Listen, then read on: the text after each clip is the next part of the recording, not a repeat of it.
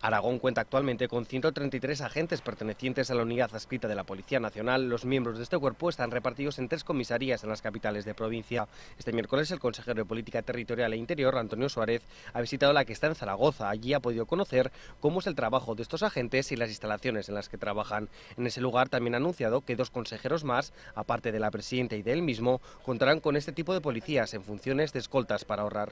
Que el servicio de escoltas de todo el gobierno tiene que prestarlo a la unidad adscrita. Y eso sería posible si tuviéramos los 200 efectivos que establece el acuerdo de colaboración.